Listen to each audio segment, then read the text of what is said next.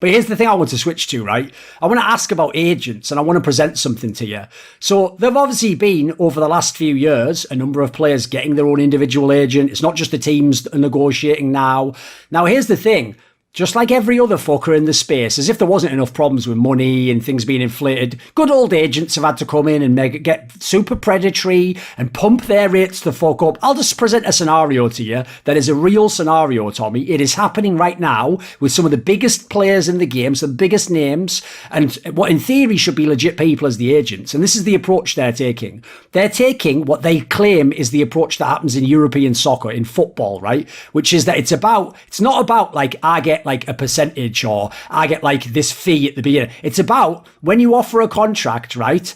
I get, say, make the number up, 10, 15, 5. I get a certain percentage of the total contract value. So to make it very quick for people, if they haven't figured it out there, if you basically have 10K a month salary, I get 10% of that, so I get 1K a month. But then if you sign a 2-year deal, I get 240,000, 24,000. Obviously, I almost fucked that one. I get 24K as my signing part of this arrangement, right? Listen, they say it's from football and that's what goes on there. By the way, not only do I hate it happens in football, but secondly, for my basic inquiries, football's like the most corrupt sport in the entire world. But okay. What do you think of this like agent approach? Like, is it reasonable? Can you see it? What are your thoughts on it and the impact it might have on the industry? Well, the funny thing is that there's it's like the classic example of the principal agent problem, which works by name too, is when you have a deal that is structured like that, given that your ongoing success isn't aligned with that of the agents, your agent is probably not going to want the same things that you would want going forward. So, I mean, in theory, he just wants the biggest contract, right? No matter what team it is. Well, not only that, but the agent, for their incentives, for them to maximize their income, they would actually want you to change teams all the time. So let's just say, let's just say you're an up-and-coming player. I'm your agent. I have that fee structure. We'll play both. So, you think that you're good enough to join. We'll talk to some of the teams that we've mentioned earlier, Mouse Sports. Yes. I tell you that, no. I'm you're an 18-year-old player. You're a young guy. You don't have a lot of experience. I'm someone older. I've been around the industry for a long time. You trust my view. You believe that I'm giving you good advice given my experience, etc. And because I'm your agent. So what I tell you is, you know what, Duncan? You should not go to Mouse, even though it's a better team, a better organization, and it'll give you more opportunities. You should instead join this worse team that's going to pay you about the same, maybe a little bit more. And then I get you to sign with that team for a little bit more money. I get paid my 10% of the total value. I make you sign, I negotiated such that the team signs you for 2 years instead of a year because, they need time to let you grow, blah, blah, blah, build around you, maybe even 3 years. Now I'm getting a big signing bonus when you sign there. And then 3 months later, it becomes obvious that, hey, actually, you should be on Mouse Sports. Maybe you should be on a better team. Maybe you should be on, FaZe. Maybe you should be on, maybe they're not better now. Maybe you should be on G2. Then that's actually better for me if I can get you moved there than it is for me to get you to that team from day one. It's better for you and your career if you go straight to the better team, get the better opportunity and more money, but it's better for me to have you cycle through a worse team so I can get my big signing bonus. Now, on the other hand, let's just say we just have a flat percentage-based cut, so any dollar you make, I get 5% from, 10% from, name your number. So you win 100K in prize money, I'm taking 10K. You get paid 10K a month, I'm taking 1,000. Anything else, I get paid my 10%. Now, all of a sudden, what I want is for you to make as much money as possible, which means a high salary and a team that's going to be able to win so that you can get big sponsorships, you can win prize money, you can make money through all these other, potential revenue streams, which actually is what you would want too, because that's a pretty good proxy, generally speaking, for success in a competitive sport. If you how well you do. Instead of a sports contract, that's more like something you'd have if you were like a Hollywood actor, it sounds like, because that way, again, that's what you're going to try and get me the big movies. You're going to want me to go to the right places because you're getting a cut of every bit I make. You're incentivized to make yourself money by making me money, right? Yeah, exactly. And if I do that, then it's actually not in my best interest for you to keep shuffling. Because if you go to that worst team first, I'm getting my percentage of that, and then you go to the new team and I start getting my percentage of that. Like, why do I want to spend more time working on an extra change and like put you through another team, which will make you look like somebody who just changes teams a lot instead of someone who's able to commit and be happy in a situation, etc. And like it just opens up a lot of these misaligned incentives where it doesn't mean that the agent, by the way, is going to do that or abuse the situation or not do what's best for you.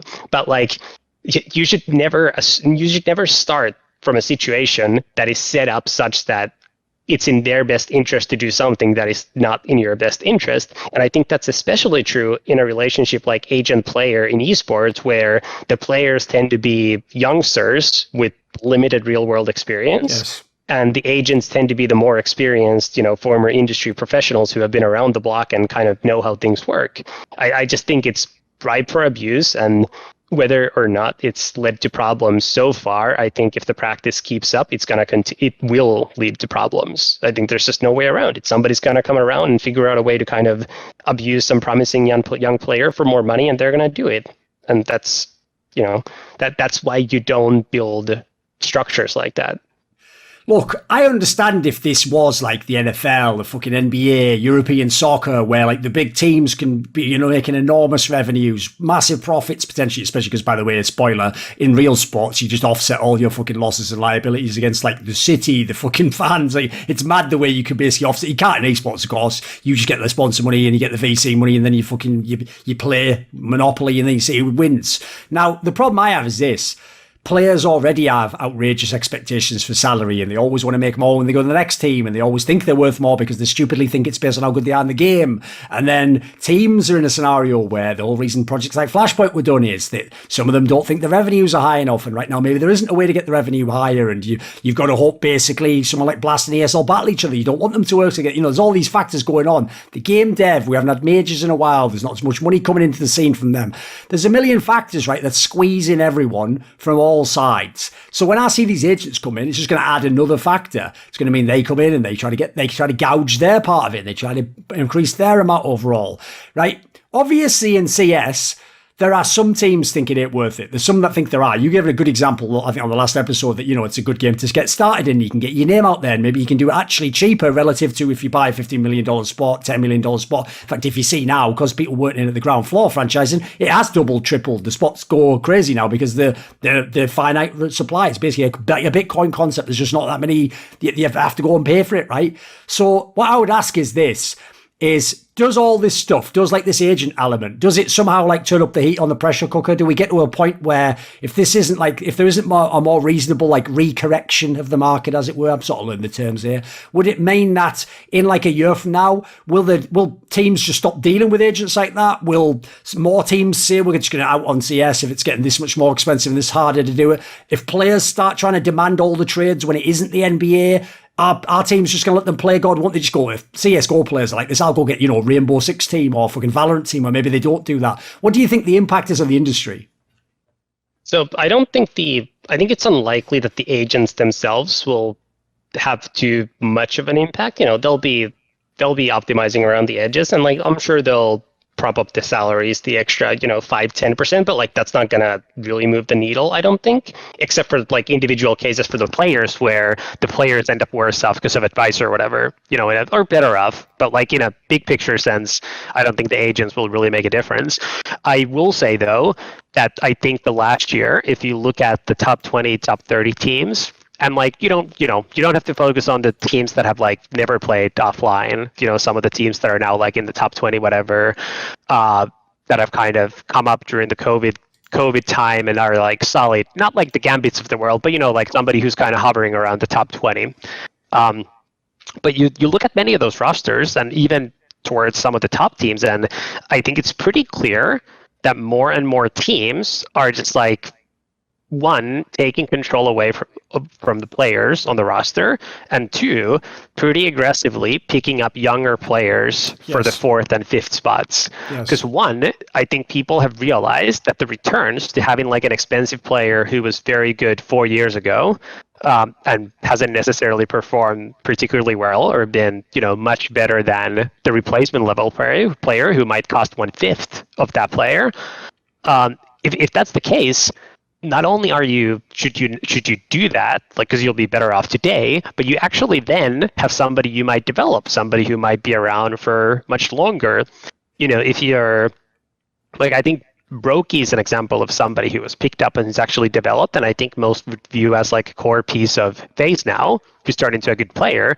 But like, he's really the only one for FaZe, for example. They've always been of the we'll buy many of the big names out mindset, and like that's why they're recycling back Olaf, who is a very good player. If he wanted to play, could easily be still, solid player in a top team, but it doesn't seem like he's committed to playing. It's just that he's the one player that's there, and they don't want to go full youngster. But the problem is, at some point, you have to do that. If you don't do that, you'll never have any of the young players. And like, that happened with Navi. They picked up Bit as the 6th player, and then the major forced their hand, and turns out Flamey was the one that actually got left out. And I think that's happening more and more. Like, you look at NIP, what happened to, people were surprised when, who did they remove? Twist and whomever earlier in the year? Yeah, and people thought like, what are they doing? And they picked up people from their academy team. And I'm not saying that the players that they have playing are huge difference makers and are going to be the stars of that roster, but I don't think they're making them lose. And they're probably cheaper by a metric ton. They probably cost 1/10 of Device. Yes. If I and had by the way, guess. that might even be what allowed you to get Device, right? Exactly. That's what I was going to get to. Right. So now if you want to have 5, let's just say like the Res Twitch type players, like solid players who have been around for number of years now, have done well competitively, have a name to themselves, and like command some level of salary. So if you want to have 5 of those guys, or you want to have a Device and like maybe one other better known player and like 3 youngsters, I think a lot of people would go the Device route. And I think that's the impact that the salaries are having, one, on the new players. I think if I were sort of like the odd man out on one of the modern top 20 teams, like I would probably be a little bit worried about my ability to find a new team without just taking a massive step back. And to the extent that we've seen players take those big steps back, I don't know that many of them have come back up. A bunch of players have sort of started playing, even, just like sort of semi-seriously in like random online cups and leagues with like second-tier teams, and I don't know that they've come back up, because actually, particularly in the time of COVID, like experience is replaceable, and it doesn't make that big of a difference in the current meta. And then I guess the other thing that I would just say on that note is like that completely changes how people view Counter-Strike as well, because I don't know that anybody's excited about picking up 5 youngsters, but that makes the team that you would be interested in signing if you're thinking about entering Counter-Strike very different. 2 years ago, many of the top players, I would say, had a lot of control over roster decisions, who they were playing with whom, on what team, etc. And I think going back to, I would say, early 2020, I think there's been a lot of situations, I think, where in the old days, roster changes would have just happened, but the players no longer have the say. Part of it is that they've driven up the salaries themselves, which means buyouts have also gotten driven up. And I think we've talked about this before, but I actually think Counter-Strike, not individually, but like in like team construction terms, I think is actually at like kind of a low level, because the talent is dispersed among so many different teams. Whereas, go back a couple years, and I think out of the top 20 teams, the same players would probably play in the top 10. The best ones, that is. I even looked this up, by the way, because I used the metric of the HLTV top 20, which, whether I agree with it or not, is, a lot of fans do. And I noticed that over the years, yeah, absolutely. Obviously, they would, maybe 6 teams made it up to be with, and then it'd be might be 10 last year. It went crazy. Yeah, of course. Yeah. So, the market does kind of solve for that. The players want more salary, fine, but they're giving up say, and they're giving up control, and they're no longer able to get other players to join. They're no longer able to just kind of roam around easily themselves. And there's been players who have actively sold for one another, usually from my experience. Players will say that, hey, I really care about having this or that. And then you say, okay, here's the offer. And they say, no, I want more money. It's okay, the only way I can give you more money is you give on this stuff. Okay, done. That's usually how it works. Yes. I will say the one player from my dealings who was different was Tarek, because when he joined MIBR, if you remember, that wasn't very far removed from the time that he was kind of stuck on contract hell on CLG when he wanted to go to Cloud9 for what now is a hilariously low, I think 40K buyout at the time. And he actually agreed. I think he actually himself said that he'd rather take less salary to keep his buyout at a level where if it's not working, he can have effective choice over where he's going to go because the buyout is not going to be excessive. So good for him. Want to see more cool, funny, interesting clips based on topics from my content? Well, subscribe to this channel then, or, be a pleb and don't.